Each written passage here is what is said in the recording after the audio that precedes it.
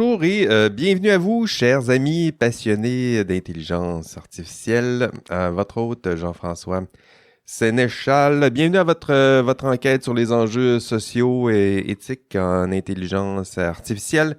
Gros programme, beau programme. Cette semaine, retour sur notre épisode.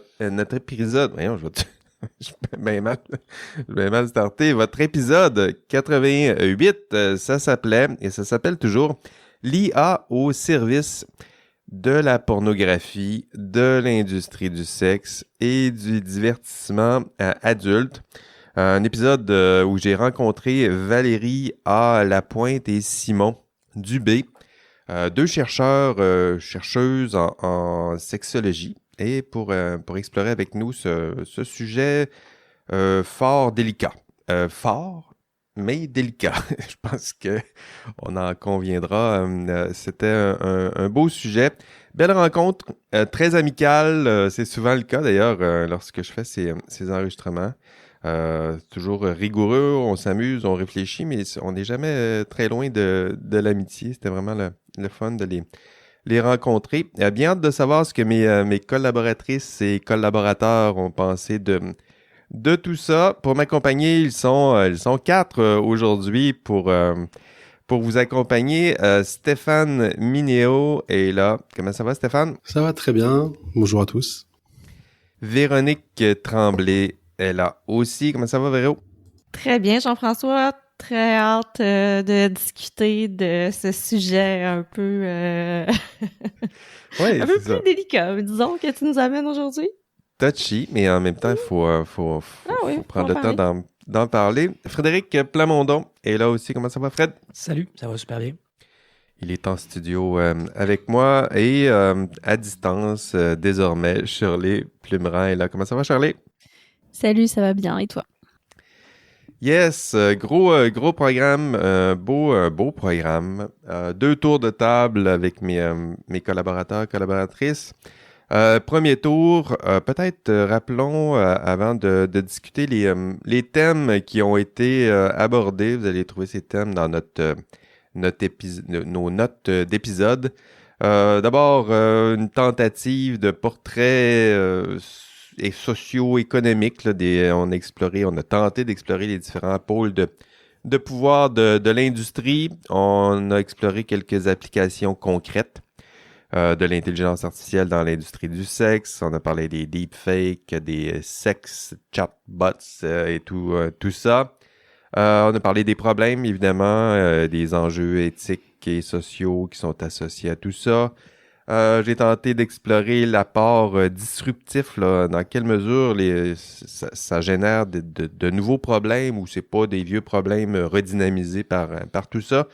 On s'est aventuré dans les promesses et espoirs aussi. Et enfin, un petit détour vers les robotiques là, comme solution potentielle aux besoins, désirs, même la notion de bien-être sexuel a été mobilisée. Encore une fois, bien hâte d'en discuter avec mes baristillas. Commençons peut-être par Véro. Véro, qu'est-ce que tu as pensé de tout ça? Ben, tout d'abord, Jean-François, bravo. Okay? Bravo d'avoir trouvé des personnes pour discuter de ça ou de façon aussi posée, aussi sérieuse. C'est assez difficile quand on fait des recherches là-dessus, là, c'est assez difficile d'avoir accès. Tu le mentionnes toi-même dans l'épisode. Là, c'est assez dur. difficile de trouver. Moi, je cherchais des l'information. Textes. Ouais, j'ai cherché des textes, de l'information, puis écoutez, il y a tellement de mots-clés que ça peut te bousiller un algorithme assez vite. Là. Ah oui, donc carrément, j'étais dans mon navigateur privé, Google Scholar, puis là, t'essayes de tout faire pour essayer de trouver l'information pertinente en français en plus.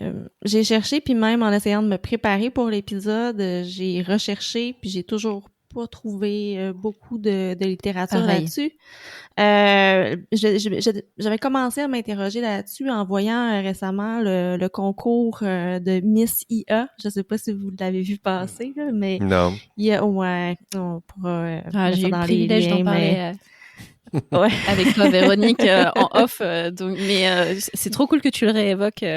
Donc, le Un petit peu. concours de Miss IA où c'est en collaboration avec FanView. C'est le concours de la plus belle intelligence artificielle.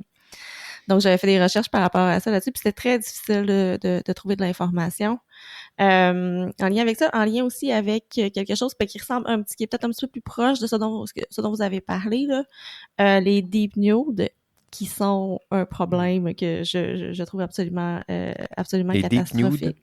Ouais, les deep nudes, c'est tu peux prendre une image d'une personne, tu iras voir ça, tu peux prendre une image d'une personne et l'envoyer sur ces applications-là et il te présente cette personne-là, cette femme-là. Je sais pas si on peut le faire avec les hommes. En fait, j'ai pas vérifié, mais Hein? il faudrait que je le teste pour les hommes, mais en tout cas, pour les femmes. Que c'est plus performant pour les femmes? C'est sûr que les banques de données sont riches, là. Faudrait vérifier, mais tu envoies l'image d'une personne et l'IA la déshabille, finalement. Donc, et puis c'est très accessible. Et puis moi, ce qui me préoccupait par rapport à ça, c'est que c'est très accessible aussi pour les adolescents. Et puis, je trouve que le thème a été super bien abordé par les deux chercheurs que tu avais en entrevue. Mais quand même, je trouve que ce bout-là a pas été beaucoup abordé sur l'effet que ça va avoir, ces choses-là, sur les adolescents, sur les jeunes à long terme. Moi, quand je vois ce genre d'outil-là accessible pour mon fils de 13 ans très facilement sur Internet, je m'interroge beaucoup. Tu sais, personnellement, j'ai grandi à l'époque où ce qui faisait scandale, c'était les vidéoclips de Madonna ou de Mitsu. Ou tu sais une image hyper ou une image hyper sexualisée, c'était les Spice Girls. Des photos qui apparaissent ligne par ligne. Là. Oui, toi aussi, t'as fait ça. Hein? Mais c'est ça, donc je me demande que ça... Déjà, à l'époque, c'était difficile, mettons, pour une femme, pour une fille de l'époque, d'apprendre à vivre avec son corps puis avec sa sexualité avec ce genre d'image-là qui était projetée. Ben, imaginez si maintenant, les garçons à l'école, ben, ils prennent des photos de toi puis ben, ils s'amusent le soir à faire des images de toi nu, puis imagine en plus, je m'inquiète pour les filles, pour l'image, pour comment elles vont apprendre à vivre dans leur corps avec cette image-là oui, on avait ces images-là aussi à l'époque, mais c'est tellement empiré par l'intelligence artificielle. Je m'inquiète pour nos filles, mais je m'inquiète même pour nos garçons. Comment ils vont réagir quand ils vont voir une vraie fille après, là. Donc, ce thème-là a pas beaucoup été abordé, je trouve, dans le podcast, puis dans l'entrevue. Puis ça fait partie des éléments qui, honnêtement, me préoccupent beaucoup. L'impact de ça sur nos jeunes, sur les jeunes, sur la société de façon générale, à long terme, j'aurais aimé leur poser plus de questions là-dessus. J'aurais aimé les entendre là-dessus. Là. Absolument, je suis d'accord. C'est comme s'ils étaient... excuse-moi, j'ai l'impression qu'ils étaient juste dans une perspective clinique, en fait, et non pas dans une perspective sociale. C'est marrant, Véronique, parce qu'on est allé exactement dans le même sens. Ah oui. J'ai deux rebondissements à faire par rapport à ce que tu as dit. Mais ouais, je suis d'accord aussi avec Frédéric. C'est vraiment clinique. C'était clinique. Mais c'est peut-être une lorgnette qui est propre aussi à leur champ d'expertise. C'est-à-dire que c'est de la sexologie. Donc, ça peut verser... Je dirais que la psychologie, c'est à la fois clinique et psychologique. Donc, les aspects psychologiques et cliniques doivent être vraiment bien maîtrisés. Les aspects sociaux, éthiques... peut-être que c'est biaisé aussi par le champ disciplinaire. C'est une perspective méthodologique là, qui est tout à fait correcte, puis que je pense pas que personne va remettre en question. Là. Ils étaient clairement au courant de leurs affaires, puis leur expertise est tout à fait pertinente, puis etc. Mais comme... Après, ils l'avaient abordé peut-être du côté de l'éducation, c'est-à-dire qu'ils avaient expliqué qu'en fait, c'était un moyen d'accéder à une sexologie en pratique, ce qui n'était pas possible aujourd'hui. Alors bon, ça reste quand même du virtuel, du très virtuel. Et mais là, je vous rejoins. effectivement, je pense que ça pourrait avoir des conséquences sur les jeunes. Moi, je pensais un petit peu, c'est pareil, quand j'ai réfléchi pour le podcast, j'ai essayé de rechercher un petit peu ce qui a pu exister dans le passé, avec des déformations d'images de femmes, et je pensais par exemple au jeu Lara Croft, par exemple, qui avait des seins démesurés, et en fait, ça vient à l'origine d'une erreur du développeur qui voulait augmenter la taille des seins de 50%, il avait marqué 150%, ça a fait rigoler tout le monde dans l'équipe, ça leur a plu, et il l'avait gardé comme ça, mais du coup, ça donnait une image un peu déformée de ce que pouvait être une femme. Ouais, une erreur bien heureuse quand même, a priori. Hein. Alors, ça a bien fonctionné économiquement, derrière. Oui, c'est comme les super-héros. Tout le monde sait qu'une femme super-héroïne aime ça aller se battre en petite tenue puis en talons hauts. En mini-jupe. C'est évident. Oui. C'est sûr que ça protège bien, hein, c'est ça. Oui, c'est ça. Mais en même temps, je me dis, ça reste des problèmes qui existaient déjà, là. C'est-à-dire que les problèmes qu'on identifie en ce moment, c'était là, c'est juste que l'IA fait juste décupler puis multiplier ce qui se passait déjà. Je sais pas si ça ajoute.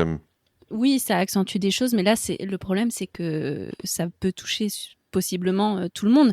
C'est ce que Véronique disait dans son propos. Elle faisait référence à son fils dans la cour de récréation, les élèves entre eux, ce genre de choses. Alors, dans l'épisode, vous évoquiez Taylor Swift. En fait, déjà, il n'y a pas qu'elle, effectivement, en termes de célébrité. Il y a énormément de célébrités qui sont touchées. Ça m'enquiquine un petit peu de faire la remarque, mais bon, c'est difficile de pas la faire. Bizarrement, quand même, les célébrités qui sont touchées, c'est quand même... A priori, enfin, je suis pas allée vérifier sur les sites en détail. Mais enfin, ce sont des femmes à chaque fois qui sont C'est un bon impactées. guess. C'est un bon guess, Shirley. Je pense que ça doit être juste Voilà, les je femmes. pense qu'il y a quelque chose quand même, a priori, par rapport aux femmes. Ou en tout cas, s'il y a des hommes qui sont impactés également, manifestez-vous parce qu'a priori, peut-être que ça bougera si jamais la réputation des hommes est un petit peu remise en question. Mais c'est parce que là-dessus, tu sais, les représentations féminines dans la pornographie, je pense que c'est ça qui occupe la grosse majorité des représentations. Ou sinon, on sert de la féminité comme une insulte, par exemple, ou comme un propos dérogatoire. Tu sais. Et au-delà des célébrités, le problème, c'est que par rapport à l'accessibilité de cet outil, c'est que ça risque de toucher tout le monde. Et quand je dis tout le monde, ça peut être des personnes connues sur d'autres plans, autres que des célébrités type actrice ou chanteuse. Ça peut toucher. Il y a eu un cas là en France avec Salomé Saké, qui est une journaliste française moi, j'admire beaucoup son travail. Elle bosse sur tout ce qui est réchauffement climatique, la question des jeunes. Et troisième chose, sur quoi d'autre elle travaille ?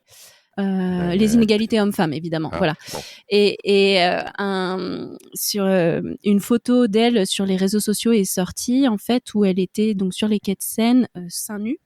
Et elle a dû se défendre de cette photo qui était ultra réaliste. Elle a dû s'en défendre en disant que c'était pas un cliché authentique.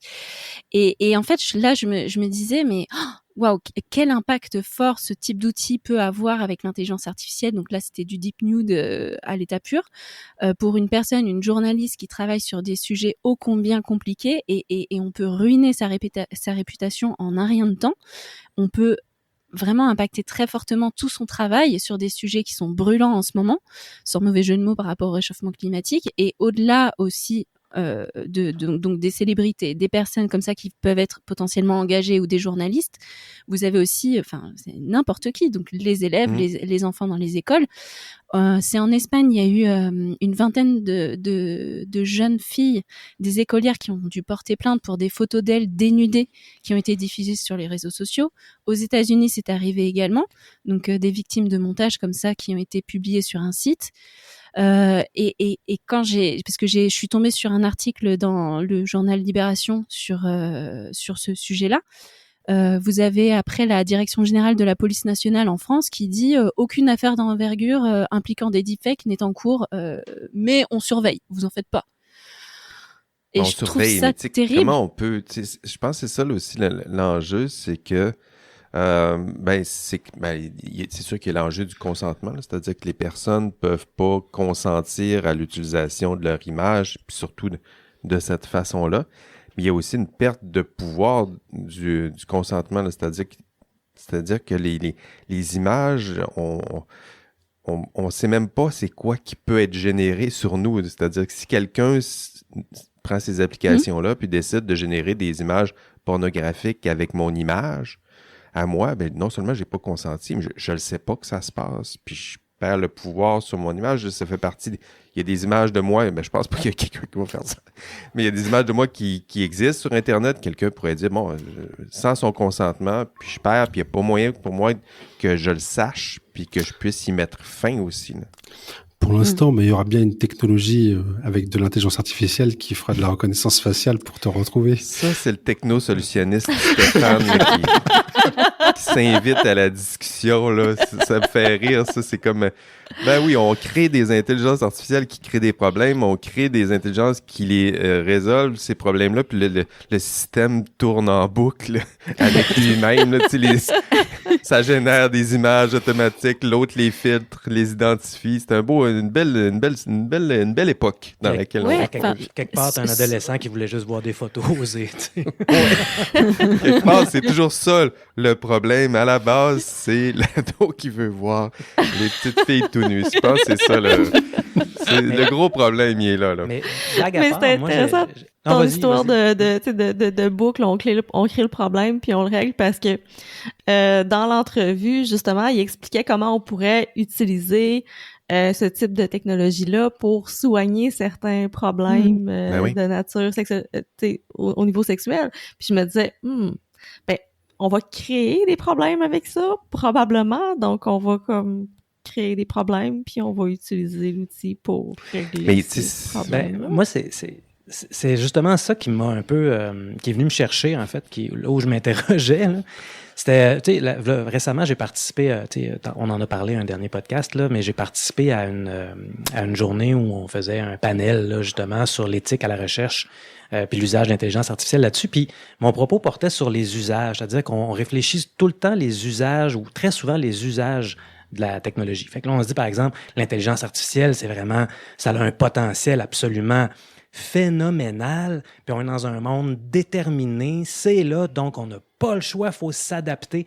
Moi, ce discours-là, au-delà des expertises, de l'expérience clinique, au-delà de la recherche scientifique sur les impacts ou les impacts positifs, négatifs de la pornographie, etc., ça sur quoi je ne peux pas me prononcer, cette façon-là de concevoir le monde, puis les technologies à partir des usages, puis après ça, d'imaginer des usages potentiels qui sont absolument phénoménaux, alors que de l'autre côté de la bouche, on se dit que 99% du contenu pornographique qui est disponible en ligne concerne des femmes, que des modèles comme de génération d'images comme Stable Diffusion, il y a des équipes de Stanford qui ont identifié des milliers de liens menant à des images pédopornographiques qui ont été utilisées pour entraîner ces modèles-là. On sait que cette industrie-là, de la pornographie, est une industrie délinquante. On sait que l'industrie de l'intelligence artificielle est une industrie délinquante aussi. Puis là, soudainement, t'as ça, puis t'as dit « oui, mais... » Oui, mais ça peut faire oui, ça mais aussi. Ça pourrait peut-être faire ça.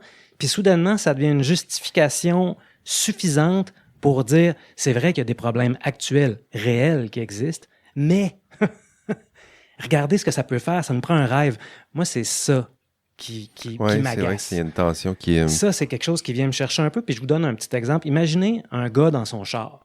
Lui, il trippe sur son char. Ce qu'il veut dans la vie, c'est avoir un gros char parce que puissant. Il veut pas un V4, là. Il veut même pas un V6, si possible. Il veut avoir un V8, quelque chose qui fait du bruit, qui ronronne. C'est comme ça exprime sa masculinité, ça lui donne une position. Oui. Il y a de la puissance à chaque chevaux moteur. Il sent le gaz, puis le 2 temps, il adore ça. Comme toi, là. C'est ça. Ben là, on pourrait dire, oui, mais l'intelligence artificielle, là, on y donne un petit... assistant personnel, un petit thérapeute automatisé dans son char qui lui dit « Hey, t'es dans le trafic, pourquoi tu pognes les nerfs? C'est toi le trafic. Hey, choque-toi pas. » Mais tu sais, pendant tout ce temps-là, là, tu fais peut-être du bien à une personne, mais t'as pas réglé le problème de l'utilisation de la voiture puis des impacts sur la société. OK, je comprends, là. Puis c'est ça, moi, c'est ça qui vient un peu me chercher. C'est pas la qualité des entrevues puis des recherches qu'ils font c'était super intéressant. Il y a aucune question là-dessus. C'est plus quand on prend un pas de recul, là, puis qu'on regarde là, collectivement, là, à l'échelle algorithmique, c'est quoi le problème?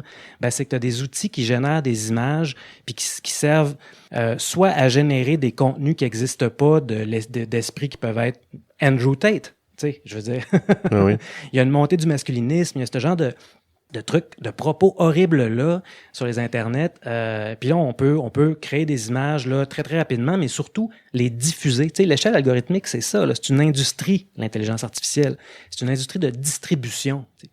On utilise des choses, puis là, soudainement, ça devient pas juste facile de créer des images pornographiques ou pédopornographiques ou ce qu'on voudra, ou de faire de la pornographie non consentie, ou ce genre de choses-là. Ça devient aussi excessivement facile de la distribuer et de la consommer. Puis ça, est-ce que les conséquences de ça peuvent être balancées avec les gains qu'on peut faire sur les aspects cliniques, par exemple? Est-ce que collectivement, on peut se permettre de payer les conséquences de ce développement-là pour être capable d'intervenir sur des personnes ou des groupes de personnes qui ont besoin d'intervention, là, je le nie pas. Là. Est-ce qu'il y a des moyens alternatifs qu'on a déjà qui nous permettraient de faire ça puis qui sont valables si on les soutenait un peu mieux que l'intelligence artificielle, par exemple? Je sais pas si vous me suivez un peu. Ah oui, je te suis parfaitement. Je suis vraiment là dans cette... ça. C'est très bien formulé, Fred, en plus. L'idée que c'est là puis que ça existe puis que c'est déterminant, non, parce que ce qu'ils voulaient, en fait, c'est de la télémétrie pour faire les recherches. Ils ont besoin de données. Puis là, ce qu'ils disent, c'est on va utiliser des outils d'intelligence artificielle qui appartiennent à quelqu'un. Là. C'est pas public, là, ça appartient à quelqu'un. Ou c'est open source, mais dans les faits, ça appartient à quelqu'un qui en tire un profit. On va utiliser ça au lieu de penser à quelle politique publique on pourrait mettre en place pour avoir accès à la télémétrie générée par Pornhub. Il y a ça aussi. Véronique, t'allais ajouter quoi? Ben, j'allais ajouter quelque chose là-dessus que j'essaie, dans la pratique, d'appliquer. Là, j'essaie de ne pas partir d'une technologie puis me dire qu'est-ce que je pourrais faire avec ça, mais j'essaie de partir d'un problème puis me dire est-ce que je peux faire quelque chose avec l'IA pour le régler. Puis j'avais un peu l'impression, puis je vais dans le même sens que toi, là, j'avais un peu l'impression qu'ils cherchaient des utilisations à ça. Plutôt que de justement regarder le problème. Ben oui, tout à fait. Mais c'est ça, on cherche une utilisation à ça plutôt que de regarder le problème et d'essayer de trouver une solution.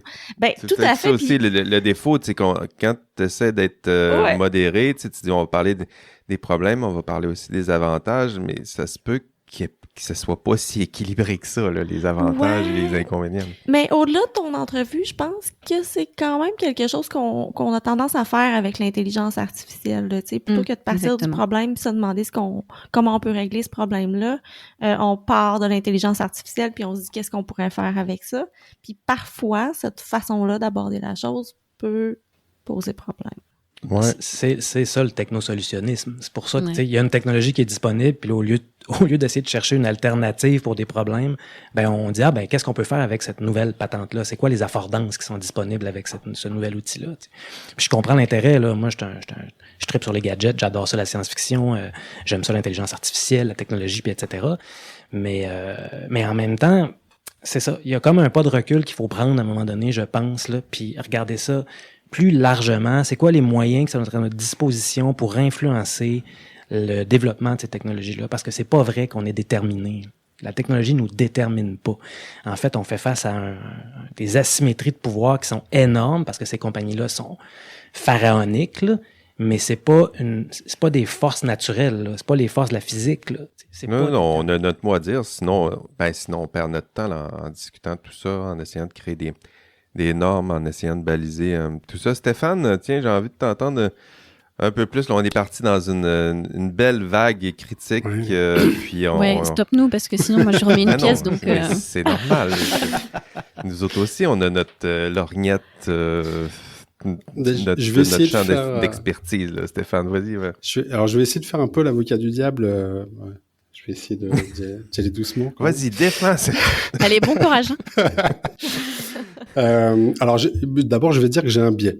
Parce que je suis en France, et en France, je pense qu'on a peut-être un biais, on a un côté un peu franchouillard, comme on dit, là. Et l'ONU, ça nous a pas forcément toujours dérangé en France. il y a eu des cas, par exemple, avec Facebook. Une personne avait mis l'origine du monde. Donc, si vous connaissez l'œuvre, bon, c'est un sexe féminin qui est peint sur un tableau. Oui. Hein. On sait c'est quoi, ouais. Et donc, Facebook, les algorithmes de Facebook avaient censuré et bloqué le compte de cette personne qui avait diffusé ça à l'époque.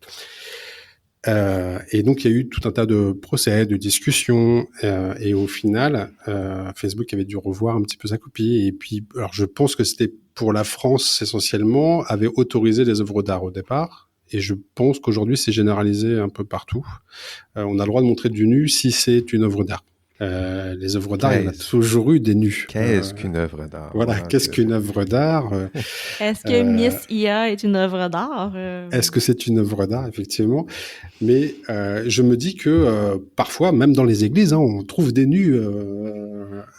Ça doit être possible de montrer du nu. Même avec de l'intelligence artificielle.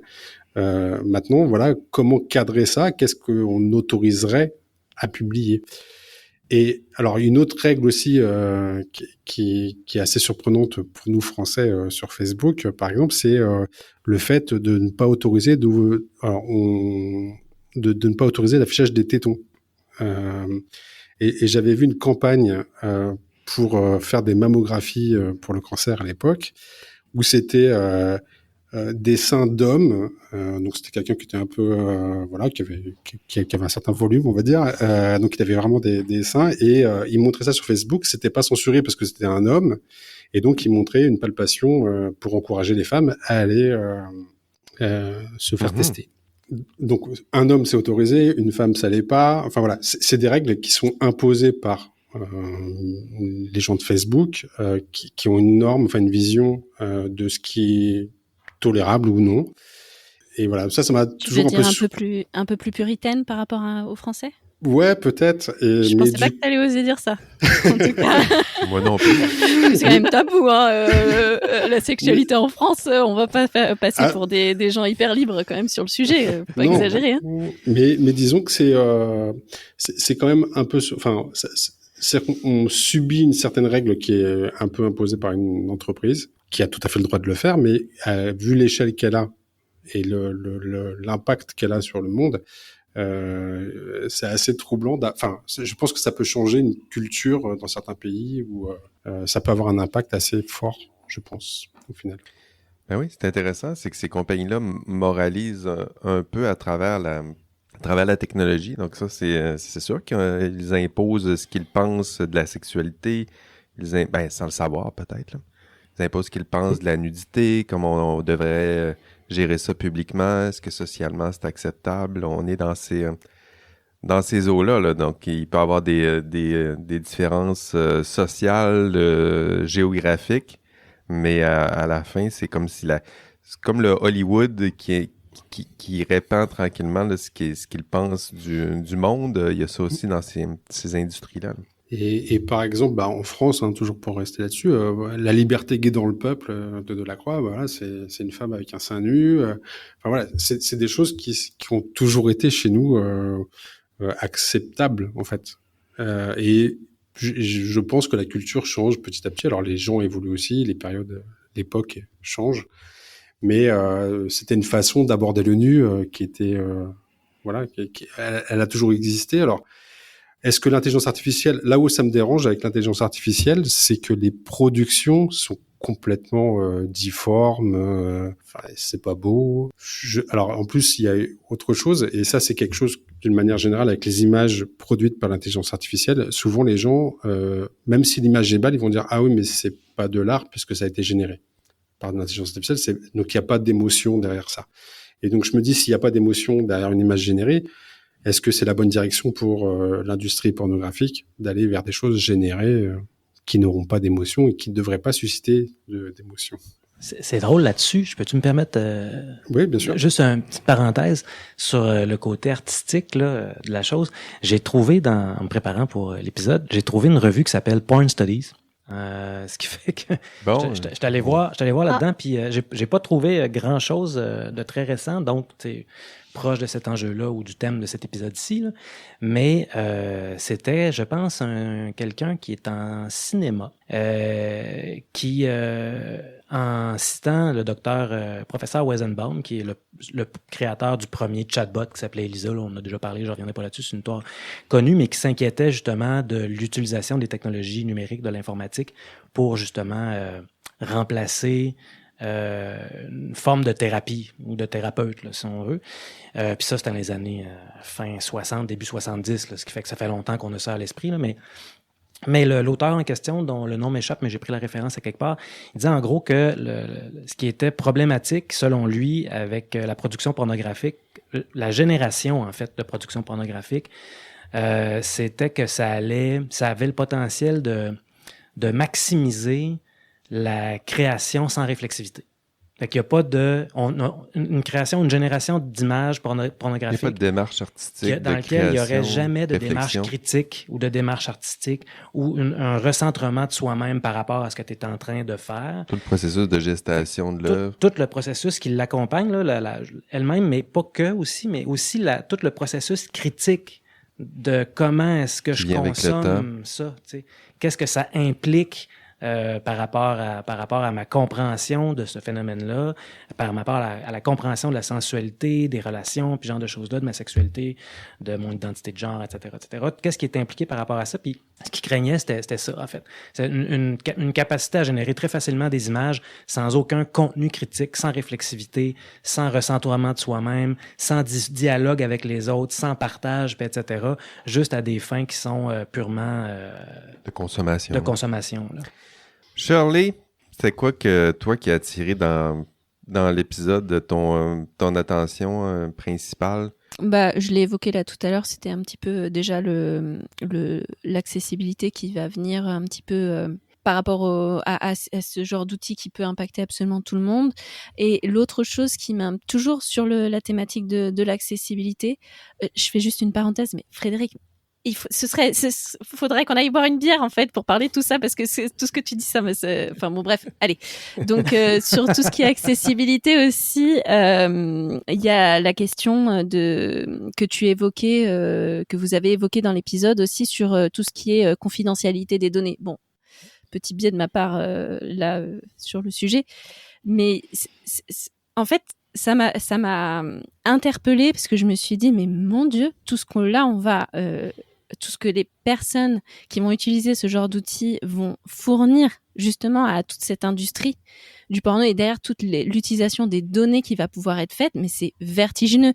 Et je me suis dit, mais là, on saute dedans les deux pieds joints puisque on est tellement déjà habitué à fournir de la donnée sans s'en préoccuper de manière à la fois individuelle et collective. Hein. Enfin, je me suis un petit peu...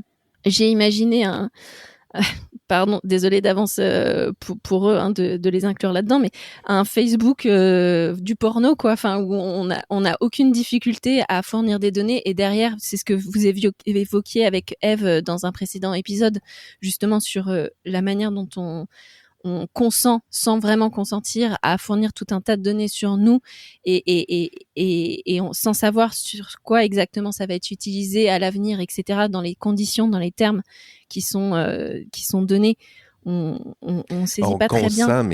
On consent, mais il y a une limite à ça. Moi, l'exemple que j'avais en tête, c'est-à-dire que moi, quand j'ai commencé à utiliser Facebook, ça fait longtemps, là.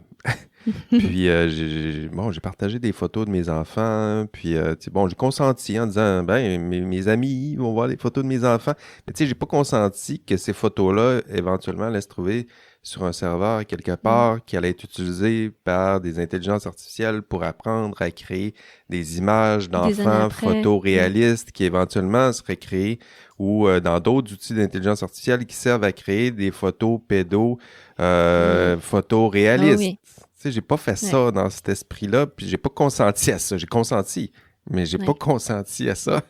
Puis je sais pas si je voulais retirer mon consentement, si ces images-là, par quelle magie, ça pourrait disparaître des serveurs ou même des outils qui ont été déployés puis développés à partir de ces images-là.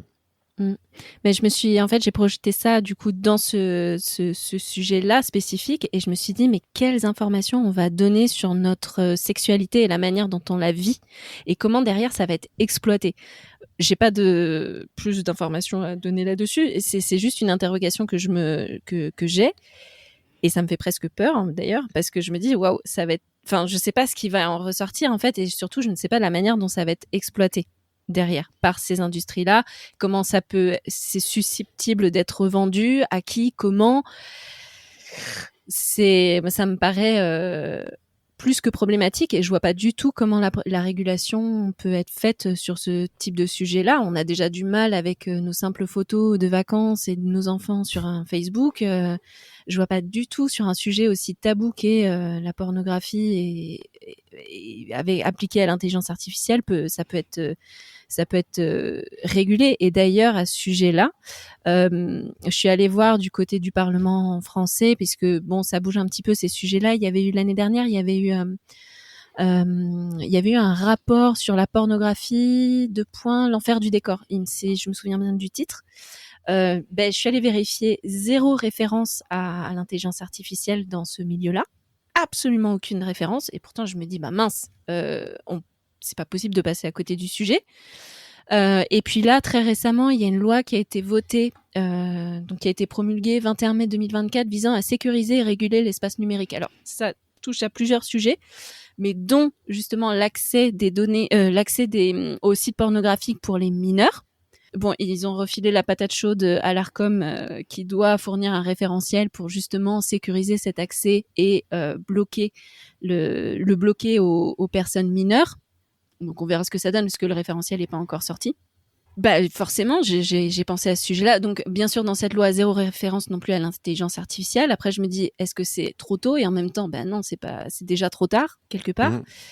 Et par rapport à cette utilisation précise qu'est l'intelligence artificielle appliquée au milieu pornographique, je sais pas du tout, et l'accessibilité que ça va pouvoir avoir pour les jeunes notamment, je sais pas du tout comment ça va être traité, et je ne trouve strictement aucune trace dans tous les rapports que j'ai pu lire sur le sujet au niveau des travaux parlementaires qui en fait référence. Mais il doit en avoir, mais c'est juste qu'on dirait que c'est jamais explicitement, puis c'est pas un mauvais jeu de mots, là, c'est jamais explicitement mentionné ou traité, tu sais, comme on va parler du divertissement en général. Mais oui, il y a une différence entre le divertissement général, en tout cas, il me semble socialement qu'il y a une différence, entre autres, il y a l'industrie du divertissement, qu'on se divertit, qu'on en parle à tous les soupers, puis il y a un autre divertissement dont on ne parle pas, puis on le traite pas, puis on n'ose pas se commettre, puis on le trouve bien délicat, puis là, on marche sur des œufs comme on fait en ce moment, là. Donc, il y a ce sujet-là, faudrait en parler, faudrait le baliser, faudrait prendre le temps de dire C'est pour ça que deux épisodes, ça sera pas assez, là, mais ça fait partie de l'industrie de l'intelligence artificielle, ça fait partie de l'industrie numérique. C'est là, on fait comme si ça allait se régler un petit peu normalement. Mais un peu, il y a peut-être des gestes plus concrets à poser. D'abord faire une réflexion sur la pornographie elle-même, mais tu sais là, on peut peut-être aussi séparer les conditions de production de la pornographie, par exemple, de consommation, etc., mais on peut peut-être séparer les choses. Tu sais, par exemple, tes derniers invités, eux autres, c'était plus dans le monde de la recherche, tu sais, c'est-à-dire qu'est-ce que l'intelligence artificielle peut faire de bien pour nous, tu sais, comme chercheurs, comme cliniciens puis cliniciennes, si j'ai bien suivi. Tu sais, c'était pas la pornographie, c'est valable en tout temps, tout le temps, là. C'était dans le contexte d'un usage clinique, est-ce que ces outils-là sont valables ou pas?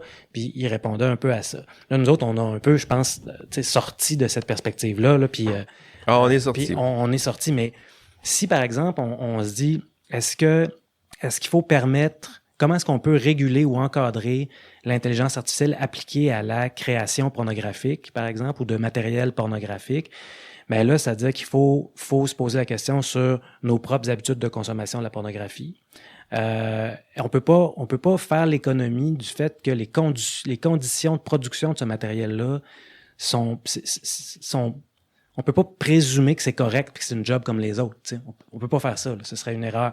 Il faut aborder cette question-là, que dans les images qui se trouvent là-dessus puis qui sont facilement accessibles par tout le monde, Il y a des moments où on s'en rend pas compte, mais que c'est des agressions, où les gens sont forcés d'être là, où les gens sont exploités, ou etc., où le corps de la femme devient une espèce de bar open, finalement, là, tu sais, avec des morceaux de corps. En fait, c'est même plus une femme elle-même, là, c'est plus une personne, c'est des morceaux de cette personne-là qui est présentée, où c'est les femmes qui occupent le plus gros, qui sont les plus affectés par cette industrie-là. Fait que dire qu'on peut utiliser l'intelligence artificielle pour créer du matériel pornographique dans des conditions qui sont éthiques, à des fins de recherche, c'est une chose. Après ça, dire que on peut utiliser ça puis que c'est valable d'utiliser ça pour répondre aux besoins légitimes de la population, en général, c'en est une autre. Il y a comme il faut être capable de faire une espèce de balance des torts, des risques puis des opportunités. Puis là où moi j'étais un peu agacé quand j'écoutais tes deux derniers invités, c'était qu'on allait vraiment vite du côté de l'opportunité. Le potentiel est inimaginable. Moi, c'est ça qui me... Ouais. Ça vient tout le temps me chercher. Alors que si on regarde ça, par exemple, d'un point de vue juste de l'éthique de l'IA, puis qu'on essaie de faire l'équilibre, une espèce de balance des torts puis des gains, ben il faut tenir compte des risques allocatifs, des risques représentationnels. Fait que les risques allocatifs, c'est qui en profite de ça? Oui, je l'ai posé la question. Ouais, ça, OK, ben, je l'ai raté. Pourtant, je l'ai au couteau complet, mais j'ai raté ce bout-là. Ensuite, les risques représentationnels, c'est comment est-ce qu'on va modifier les représentations publiques de la sexualité, de l'expression de genre, puis ce genre de choses-là. Après ça, les risques à la sécurité, quand on crée des modèles qui permettent de faire ça, de générer du contenu pornographique, il y a tout le temps une compression. Tu sais, je veux dire, quand on crée un modèle linguistique, on compresse certains éléments du langage qui peuvent pas être numérisés. L'inflexion, le ton de la voix, l'humour, le ton humoristique, ce genre de choses-là. Ben, quand on fait ça avec des images pornographiques, ben, c'est pareil. Il y a des dimensions des relations humaines, puis de la sexualité humaine, puis notre façon de vivre le genre et notre sexualité qui sont compressées, puis qu'on perd. Fait qu'est-ce qu'on perd là-dessus? Puis quels sont les coûts sociaux de perdre ça quand on entraîne un système d'intelligence artificielle? Ça fait qu'il y a plein de réflexions comme ça qui doivent être faites, me semble-t-il, en amont pour ensuite être capable de répondre à la question, dans le cadre de la recherche, comment on peut utiliser ces outils-là pour, de manière responsable, mettre sur pied des outils ou trouver des applications qui peuvent être utilisées dans le cadre d'une intervention clinique quelconque. Il y a comme un pont là qui me semble qui doit être fait, puis un dialogue qui devrait avoir lieu, puis que j'ai pas trouvé qui était très apparent. Mais en même temps, ça dépend comment on pose la question à tes invités, ça dépend comment la discussion part, puis etc. Là, je vous disais, c'est un podcast, là, c'est pas un séminaire de doctorat, là, mais tu sais, c'est là, moi, où j'ai tout le temps la même maudite question. Je sais, je suis technocritique, c'est vraiment fatigant, mais je suis tout le temps là.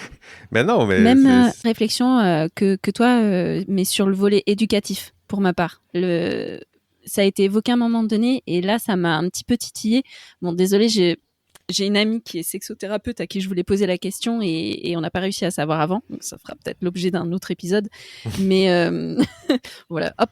Mais ouais, sur tout ce qui est l'utilisation de l'intelligence artificielle pour l'éducation sexuelle, ouais, là, c'est venu me chercher et je me suis dit, ok, super de l'évoquer dans les apports, mais enfin, il va falloir quand même explorer un petit peu le sujet, parce que là, c'est touchy, là. Puis il faut pas juste non plus faire un calcul conséquentialiste de tout ça. C'est-à-dire que même si on était capable de démontrer que les avantages surpassent les inconvénients, puis on est vraiment loin de ce compte-là. Là. Très loin. Mais même si on était capable de le démontrer, on pourrait être capable de dire oui, mais en même temps, il y a des lois inviolables, il y a des principes inviolables. Le principe de consentement, il est inviolable, puis on doit s'assurer qu'il soit défendu, peu importe même les avantages de tout ça. Écoutez, ça avance vite, notre enregistrement. Je vais tout de suite passer au deuxième tour pour m'assurer que tout le monde ait un temps de parole raisonnable. Là. Je veux pas non plus, c'est pas une réunion Teams. Je vous le disais à l'environnement. Là. C'est pas une réunion Teams. C'est une belle discussion, puis je vous laisse aller, puis c'est le fun. Aussi, Véronique, peut-être d'autres choses qui avaient attiré ton attention pendant l'enregistrement? Écoute, Jean-François, Quand je me prépare pour le balado, j'essaie toujours de voir comment mon expertise à moi peut contribuer à ce sujet-là. Parce que j'essaie d'être pertinent pour les gens qui nous écoutent. Ben oui. Et puis, je clame souvent haut et fort que nous, les statisticiens ou les personnes qui connaissons les fondements mathématiques, pouvons contribuer au débat. Il faut nous impliquer, on peut participer, on peut vous aider dans la réflexion, on peut faire toutes sortes de choses. Dans ce cas-ci, j'ai rien trouvé de pertinent à dire. Je suis vraiment arrivée à la conclusion que, c'est vraiment une question qui, moi, j'ai envie de laisser parler puis d'entendre parler les juristes, les sociologues sur cette question-là, puis les psychologues. Pour vrai, j'ai pas trouvé de pertinence des fondements statistiques dans l'analyse de cette question-là. Mais en même temps, c'est ça qui est intéressant, c'est qu'il y en a plein des personnes comme toi qui nous écoutent, puis là, c'est ça, là, ils sont pris dans leur champ d'expertise, puis il y en a peut-être là, qui travaillent pour c'est MindGeek, je pense pendant l'entrevue, il disait que ça avait changé les propriétaires de Pornhub, puis les hubs de ce monde, là. Donc, ces gens-là, comme moi, il y en a plein qui doivent travailler pour eux, là. Donc ça, c'est peut-être que ça les fait réfléchir aux autres enjeux, là.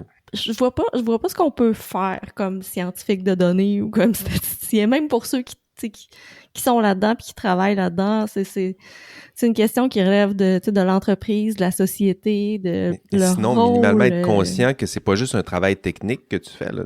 Si tu te mets au service de cette entreprise-là, c'est tout ça là, que les enjeux socio-éthiques, là. Exactement. Donc, c'est pour ça que, les personnes qui travaillent là-dedans puis qui sont inconfortables là-dedans, il y a beaucoup d'emplois ailleurs que là, dans ce secteur-là. Il y a beaucoup de demandes. Vous n'êtes pas obligé de rester là si vous êtes inconfortable avec ça. Mais je vais vous inviter à écouter mes collègues Baristia. Moi, je suis vraiment curieuse de savoir comment on analyse ça, cette question-là, sous l'angle sociologique. Je peux soulever mes préoccupations en tant que femme, en tant que mère, mais l'analyse sociologique de ça ou comment on peut encadrer ça, vraiment, je vous laisse... moi, je veux vous entendre là-dessus. C'est ça, c'est déjà sur l'encadrement de la pornographie en tant que telle, on tombe vite dans la moralité publique, là, c'est-à-dire que déjà encadrer la pornographie... quand t'arrives pour avoir ce discours-là avec des personnes un petit peu plus libertaires, peut-être, ou libertariens, sinon, on devrait pas s'en mêler. Ça fait partie des grandes libertés, puis d'autres façons d'assumer son pouvoir et blablabla. Vous connaissez le discours, là, si on ajoute l'intelligence artificielle à tout ça, je suis pas sûr qu'on ajoute quelque chose de si neuf, là. C'est là que ça devient compliqué, là. Moi, quand on me dit que les maths sont compliquées, là, j'y crois pas du tout, là. C'est ces questions-là qui sont compliquées. C'est là qui sont compliquées. Hein. Mais effectivement, tu as raison, c'est pas quelque chose de neuf. Donc, c'est des choses qui ont déjà été plus ou moins traitées dans les années 80 avec... alors, chez nous, on avait le Minitel en France, qui était avant Internet. Et on avait beaucoup de sites pornographiques. Alors, il faut imaginer quelque chose un peu monochrome avec des pixels qui s'affichent et un robot qui discute sur la pornographie. Mais c'était les premières économies rentables à l'époque. C'était ça qui fonctionnait, qui rapportait de l'argent. Et par exemple, Xavier Niel, aujourd'hui, qui est millionnaire et qui finance en partie Mistral, par exemple, qui a fait Free en France pour, pareil, donner l'accès à Internet. Et à 24 ans, il était millionnaire juste en faisant des sites sur le Minitel et les premiers sites Internet de Minitel, enfin de Discussion Rose, etc. C'est comme ça qu'il s'est enrichi. Donc il y a un vrai... ça y est. Ouais. il y a un vrai business model derrière qui rapporte énormément d'argent à certaines personnes qui sont plutôt malins. Alors, il a été condamné, je crois, à l'époque pour proxénétisme. Alors, je sais plus pour quelle raison. Parce que, ça devait pas être très, très clair non plus derrière tout ça, là. Mais, voilà, ça l'a pas empêché aujourd'hui peut-être, enfin aujourd'hui c'est notre Bill Gates français quasiment. Donc, et il développe Mistral, il avance dans cette direction. Donc voilà, donc c'est pas quelque chose de nouveau, et c'est quelque chose qui a toujours été très très rentable sur Internet. Les premiers sites Internet rentables, je pense que ça devait être de la pornographie. C'est peut-être eux qui ont développé aussi tous les systèmes de cartes bleues qui existent aujourd'hui sur Internet. Ils ont été peut-être un peu moteurs au départ, puisqu'effectivement, je crois que c'est Fred là qui disait tout à l'heure, les premières images sur Internet, elles s'affichaient ligne par ligne. Il y avait une femme nue ou en maillot de bain, je sais plus, qui s'affichait, et puis tout le monde regardait ça avec waouh. J'ai jamais vu ce genre d'image. Ah bon? Non, t'avais le bruit du téléphone derrière qui faisait bip bip bip bip bip comme ça là, une fois que ça s'affiche. Et donc voilà. Et aujourd'hui, on a on a ça c'est ça qui m'a un peu interpellé lors de l'émission quand on a parlé des chatbots, c'est qu'aujourd'hui on a des chatbots sur lesquels les personnes peuvent s'attacher rien qu'en discutant. Demain, elles vont être capables. C'est intéressant cet exemple-là. C'est vrai que ça sortait un petit peu des. En tout cas, moi, quand je pense à cette industrie-là, j'allais pas naturellement vers ce champ-là. C'était intéressant. Ça m'a fait découvrir cette autre possibilité. On voit que, par exemple, ChatGPT, dans la version qui devrait sortir dans pas trop longtemps, va pouvoir simuler des émotions, comprendre les émotions des personnes, et jusqu'où on pourrait aller dans ce cadre lié à la sexualité, à la pornographie ou même à la séduction, rien que ça. Comment va se comporter cette machine en simulant des émotions, et comment va se comporter l'humain quand elle va discuter avec cette machine qui simule des émotions, quoi. C'est-à-dire que déjà aujourd'hui, on a tendance à la considérer quasiment humaine dans certains cas, quoi. Et demain, j'ai un peu peur, quoi. Oui, attends, justement. Vas-y, Charlie. Ouais. Justement, par rapport à ChatGPT, j'ai vu passer mais j'ai pas eu le temps de bien lire. Peut-être que vous avez l'info par rapport à mon niveau de connaissance. Mais j'ai vu un titre passer que ChatGPT OpenAI avec ChatGPT envisage d'autoriser les contenus érotiques générés par IA. J'ai cherché, j'ai pas trouvé la source de ça. J'ai l'impression que c'est peut-être un contenu généré par l'IA. Ok. Mais du coup, je me suis posé la question et... Ok. Ouais, je suis allé voir dans la politique même, puis dans les derniers changements de la politique de OpenAI, puis j'ai pas trouvé ces passages-là. Ok, bah super, parce que, justement, j'ai cherché, mais trop brièvement pour que ce soit suffisamment fiable pour dire, vous avez vu? Non, c'est ça. Je pense qu'ils vont l'interdire, qu'ils vont s'arranger pour pas que ça se fasse, justement, pour pas. Ils ont modifié le passage sur les usages militaires, mais j'ai pas vu de passage sur les usages. Les usages militaires. Ouais, ils ont relaxé leur politique sur les usages militaires. Mais bon, c'est ça. Mais j'ai pas trouvé ce passage-là en particulier. Puis j'ai vraiment regardé parce que ça m'intéressait de voir OpenAI devenir closed AI de plus en plus. Okay. Moi, dans les aspects plus disruptifs ou nouveaux, là, c'est-à-dire qu'une fois qu'on a dit que ça ressemble un petit peu à le deepfake, ça ressemble un petit peu à tout le débat sur la pornographie, mais plus, là. Il y avait ce que j'ai retenu aussi dans la discussion, c'était la possibilité désormais de passer du statut de consommateur à acteur, là, où tu as des personnes qui, à distance, on travaille plus fort, là. C'est comme ça que je l'ai vu aussi, là, avec des prompts.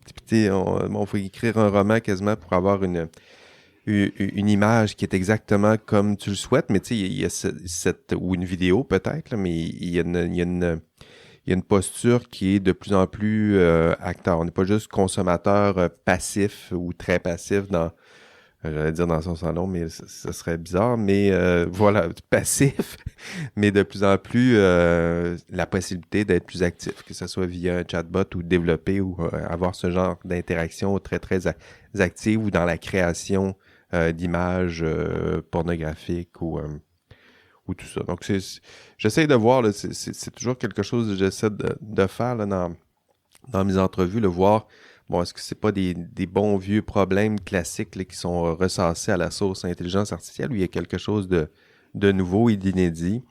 C'est vrai que l'interactivité, tu sais, comme un de tes invités en parlait, là, ça, c'est qualitativement, c'est sans doute un saut. Ça, je suis plutôt d'accord avec ça. Dans les applications de l'intelligence artificielle appliquées à la pornographie ou à la sexualité, par exemple, si ça peut contribuer à faire du bien au monde et à rendre le monde meilleur, on peut pas être contre, là, on peut pas être contre la vertu. Puis si ça peut contribuer aussi à faire en sorte qu'on vit notre sexualité, puis qu'on vit aussi, qu'on a une expérience de genre, par exemple, qui soit à la hauteur de nos aspirations, puis que ça nous permet de nous émanciper individuellement, collectivement, c'est super, là, il y a aucun doute là-dessus. Mais comme je disais tantôt, cette interactivité-là, si on la met juste dans le contexte du plaisir ou de la recherche de plaisir, par exemple, là, ça devient un peu problématique collectivement sur le plan social, parce que je sais pas si vous êtes allé voir les sites comme Civit AI ou les places comme ça où les gens déposent les images ou les vidéos qui sont générées, là, mais c'est généralement toujours la même fille, là. C'est tout le temps. Puis je dis fille, c'est un choix de mots là, que je fais consciemment. C'est toujours plus ou moins la très jeune femme qui est toujours vaguement dans des traits manga ou vaguement dans des traits juste hollywoodiens ou etc. Mais c'est à peu près toujours la même chose, là. Fait que là, ce que tu as de tapissé devant toi, c'est des pages et des pages d'une sexualité hétéronormative dans laquelle il n'y a pas de question qui est posée puis où les gens discutent à propos de ça.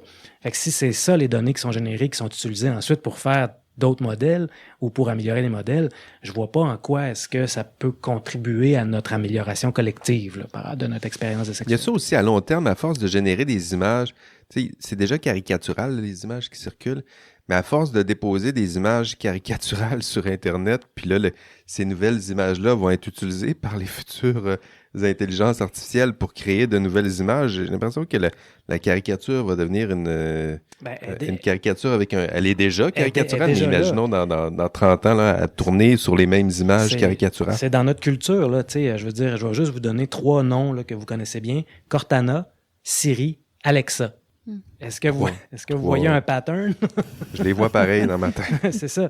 Donc, des femmes qu'on imagine de manière abstraite, jeunes, avec une belle voix, toujours d'accord, toujours gentilles, qui répondent à tous les besoins ou à toutes les questions qu'on leur pose. Ça existe déjà. C'est ça, c'est parce que c'est dans notre culture, c'est le code. C'est dans le code c'est notre code qu'on voit. Il y a quelque chose de choquant de voir ce qu'on est déjà socialement. Là. Je veux dire, cette image-là, elle existait puis elle était stéréotypée bien avant que l'intelligence artificielle s'impose dans nos vies. Là. Puis ça, si on regardait ça, franchement, honnêtement, sans être complaisant, puis là, je suis d'accord avec ce que tes 2 invités disaient. Là, on en apprendrait beaucoup sur nous autres. Puis c'est là, je pense que les études sur la pornographie, là je parle pas de l'érobotique, là, mais sur la pornographie à des fins de plaisir, là, mais sur la pornographie puis notre consommation de la pornographie, je pense que là, on aurait peut-être un reflet de notre société qui mérite d'être discuté. Là. Sinon, avez-vous... on va s'en aller vers une conclusion. Là. On n'a pas le choix. Il y a trop à dire. Shirley, Véro, qu'est-ce qui reste à ajouter? Qu'est-ce que ça vous tente d'ajouter avant que je conclue? Là? Je commence, Véronique? Je vais laisser la parole à Shirley. Allez. Justement, c'était par rapport à... Pour répondre à ta volonté d'écouter des sociologues, des juristes. Bon, je me range du côté des juristes. Et pendant que tu parlais, je me disais, mais ok, d'accord, donc la régulation. Mais quelle régulation on voudrait dans ce milieu-là? Et en fait, moi, j'ai un petit peu peur. Alors, je pense que déjà, il y a un gros travail sociologique à faire avant d'envisager quoi que ce soit niveau régulation. Et surtout, moi, ce qui me fait un petit peu peur, vu le sujet, c'est... J'ai pas très confiance, justement, dans la régulation pour qu'elle ait une approche qui soit réellement utile, qui ne soit pas conservatrice et très réductrice sur ces sujets-là, et qui ne viennent pas... Enfin, je sais pas, c'est une réflexion là que je fais en direct. Hein. Je vois pas la régulation aller dans le sens d'apporter quelque chose de positif sur ce sujet-là, ce que Fred évoquait là à l'instant, mieux nous connaître sur le plan de la sexualité, etc. Je suis pas sûre que la régulation soit un bon allié là-dessus, malheureusement, parce que le sujet est tabou. Quand on a des consensus sociaux où tout à coup, ben là, le droit s'impose en disant ben, la limite, ça va être ici. Ben d'accord, mais du coup... ça, il faut en avoir débattu profusément là, dans l'espace public. Là. Or, c'est pas ce qui se passe avec ce genre de sujet-là. C'est qu'on n'en parle pas, ou presque pas. Ouais. Puis Et là, puis il on faudrait va. légiférer là-dessus. On ne sait pas ce qu'on pense de ça. Comment Ouais, on sait pas ce qu'on comment- pense. Enfin, si, on sait un petit peu. Là, typiquement sur la question de la représentativité, de tout ce qui est représentation hétéronormée, ce genre de choses. Là, on a quand même des petits morceaux de consensus. Pour autant, je sais pas du tout ce que la régulation serait capable de faire sur ce sujet-là spécifique. C'est vraie question. Vraie question. Non, non, Qu'est-ce qu'on attend de la régulation, par exemple, sur ce sujet-là? Sans une politique, sans une régulation, parce que tu sais, les comportements dans beaucoup de cas sont déjà régulés. Là. De la pédopornographie, c'est illégal que ce soit généré ou que ce soit réel. Là, tu sais, c'est illégal. Point. Oui, Ouais. bien sûr. Mais il y a des quand même, puis encore une fois, on revient à l'encadrement de l'intelligence artificielle. Là. Il y a des compagnies, il y a des grandes organisations qui ont une responsabilité sociale, desquelles on s'attend à ce qu'il y ait un comportement corporatif qui soit aligné avec les valeurs de la société, si on veut. Puis très souvent, notre façon d'encadrer le développement de ces applications-là est plutôt décaféiné. Là, on dit, on veut pas freiner l'innovation, hein, parce que les potentiels sont phénoménaux. Mais, fait qu'on les veut, fait que on va les laisser s'auto-réguler parce que les compagnies, on se dit que dans le marché des valeurs et des idées, ils vont pas vouloir choquer tout le monde en permanence, fait qu'ils vont plutôt chercher des consensus, puis ils vont s'auto-réguler en fonction des besoins du marché, puis en fonction du cadre réglementaire là, de leur industrie. Là, on pourrait peut-être réguler ces comportements-là avec beaucoup plus de dents. Par exemple, puis c'est un exemple que je donne, puis c'est peut-être une fausse bonne idée, là. Les spécialistes là-dedans pourront me le dire, mais est-ce que on pourrait pas demander à des compagnies comme Pornhub, par exemple, ou trouver un cadre réglementaire qui ferait en sorte que ces compagnies-là auraient, compte tenu qu'on sait qu'ils ont des conséquences délétères sur la société, est-ce qu'il n'y aurait pas une espèce de pacte ou une espèce de contrat social à avoir avec eux autres en disant, compte tenu que vos activités génèrent des conséquences délétères sur nos sociétés, on veut avoir accès à votre télémétrie pour être capable de comprendre les risques, pour être capable de faire de la recherche, de comprendre ce phénomène-là, etc., etc. Une espèce de partenariat de cette réflexion, de cette chose-là. Oui, ce serait... Là, il y aurait une régulation qui pourrait peut-être être pensée là-dessus, mais je ne sais pas ce que les juristes vont en penser. C'est peut-être une fausse bonne idée. Là. Je ne sais pas ce que les juristes en pensent spécifiquement. Par contre, moi, j'ai suivi pendant un temps le travail de 2 militantes sur le sujet de la pornographie et qui dénonçaient justement le manque de coopération, mais évident, cruel, enfin tout ce que tu veux de ce genre de plateforme-là. Quand on les interpellait notamment et puis quand on les interpellait, les militants, les associations, les gouvernements interpellent sur le sujet par exemple, des catégories. Sur ces sites-là, ces plateformes-là, tu as tout un tas de catégories, et notamment des catégories particulièrement problématiques, voire illégales, discriminantes ou justement qui vont toucher à l'enfance, tout un tas de choses. Pas besoin d'être... bref. Ces plateformes-là ne coopèrent pas du tout et ne changent rien. Si vous allez demain, quand vous voulez, hein, sur ce genre de site, les catégories existent toujours et ça ne bouge pas.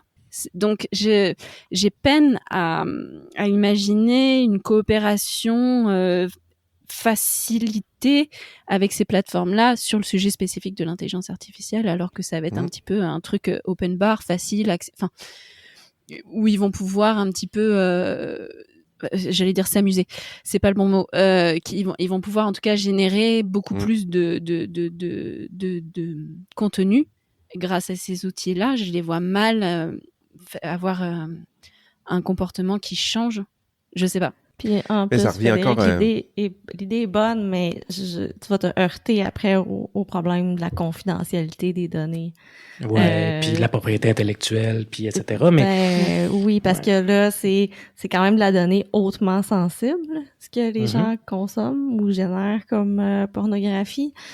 Donc, donner ça à des chercheurs. Et eux autres, ils ont accès. Publique. Eux, ils ont accès, oui, mais la personne a donné le consentement pour que eux y aient accès. Ça veut dire que la recherche serait pas un usage raisonnable des données hébergées chez le fournisseur de contenu. Il faudrait aller chercher le consentement des personnes pour ça. Oui, mais tu le mets dans la même politique, là. Quand tu arrives sur le site, tu consens, là. t'ajoutes cette ligne-là, là, que ça pourrait être utilisé à des... Mais- Terrible ce que tu viens de dire, Jean-François. Tu es Terrible. professeur en éthique, on te rappelle, hein? Ouais, c'est ça. On ajoute Ouais, une ça petite arrive. ligne, une petite Je veux- astérix dans le consentement en caractère 4. Neutre. Fait à chaque fois d'aller voir une vidéo, non seulement tu vas avoir une fenêtre intempestive qui va s'ouvrir, mais en plus, il faut que tu lises un contrat de 20 pages. Non.